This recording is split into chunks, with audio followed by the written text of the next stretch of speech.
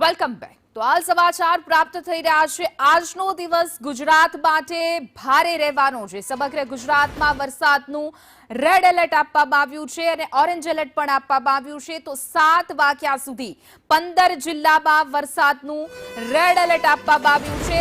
17 જિલ્લામાં વરસાદનું orange alert આપવામાં આવ્યું છે। તો અત્યારે જે હવામાન વિભાગે એલર્ટ જાહેર કર્યું છે, સમગ્ર ગુજરાતમાં વરસાદનું એલર્ટ જાહેર કરવામાં આવ્યું છે। 7 વાગ્યા સુધી ગુજરાત માટે ભારે રહેવાના છે, જેમાં રેડ એલર્ટ અને ઓરેન્જ એલર્ટ આપવામાં આવ્યું છે। 17 એવા જિલ્લા છે કે જ્યાં વરસાદનું ઓરેન્જ એલર્ટ આપવામાં આવ્યું છે। આજનો દિવસ ગુજરાત માટે ભારે છે। 7 વાગ્યા સુધી ભારે રહેવાનો છે, કારણ કે સાર્વત્રિક વરસાદની રાજ્યભરમાં આગાહી કરવામાં આવી છે। તો આ સાથે સાથે રેડ અને ઓરેન્જ એલર્ટ આપવામાં આવ્યું છે।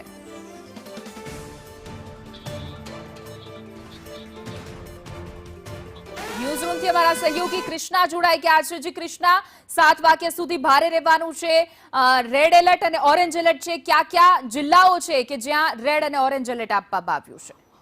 જી બિલકુલ, 4 સિસ્ટમ જે એક સાથે સક્રિય થઈ અને એના કારણે આખા ગુજરાતમાં આપણે જોઈ રહ્યા છીએ કે છેલ્લા 2 દિવસથી ભારેથી અતિભારે વરસાદની આગાહી કરવામાં આવી।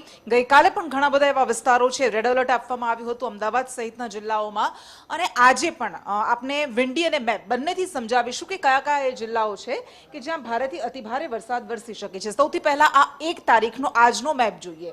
એમાં 6 જિલ્લાઓ એવા છે કે જ્યાં રેડ એલર્ટ આપવામાં આવ્યું છે, જેમાં આપ જોઈ શકો છો કે મોરબી, સુરેન્દ્રનગર, એટલા મોટાભાગના જે જિલ્લાઓ છે એ સૌરાષ્ટ્રના છે અને આ ઉપરાંત અમદાવાદ છે।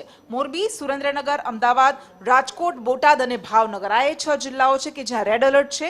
અને ઓરેન્જ એલર્ટમાં ઉત્તર ગુજરાતના મોટાભાગના જિલ્લાઓ લગભગ તમામ, અને મધ્ય ગુજરાતમાં ખેડા, આણંદના આગાહી છે, અને ભરૂચમાં દક્ષિણ ગુજરાતમાં ઓરેન્જ એલર્ટ આપવામાં આવ્યું છે કે જ્યાં ભારેથી અતિભારે વરસાદ વરસી શકે છે।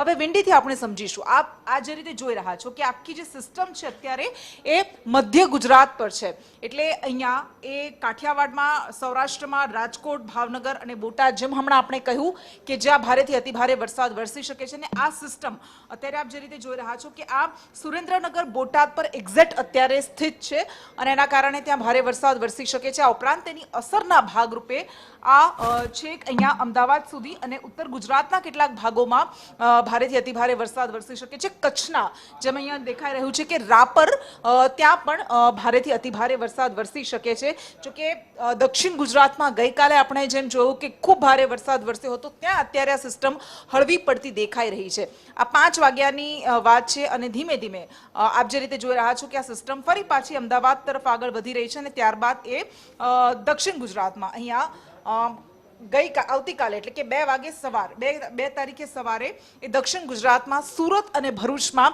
ભારેથી અતિભારે વરસાદ લાવી શકે છે। પરંતુ ત્યારબાદ ધીમે ધીમે આ સિસ્ટમ ગાયબ થઈ રહી છે, એટલે આજનો દિવસ અત્યંત ભારે છે, આવતીકાલનો સવાર સુધીનો સમય ભારે છે, અને ત્યારબાદ આપ જોઈ રહ્યા છો કે આવતીકાલે બપોર પછી લગભગ આ જે સિસ્ટમ છે રાજસ્થાન તરફ જઈ રહી છે, અને એના કારણે ગુજરાતમાં વરસાદ વરસશે, છૂટાછવાયા સ્થળોએ ભારે વરસાદ વરસશે, પરંતુ આજનો દિવસ જેમ ભારે છે, ઓરેન્જ અને રેડ એલર્ટ જાહેર કરવામાં આવ્યું છે, એવી રીતે આવતીકાલે કોઈ રેડ એલર્ટ જાહેર કરવામાં નથી આવ્યું। હિના। જી બિલકુલ કૃષ્ણા, સમગ્ર માહિતી બદલ આભાર।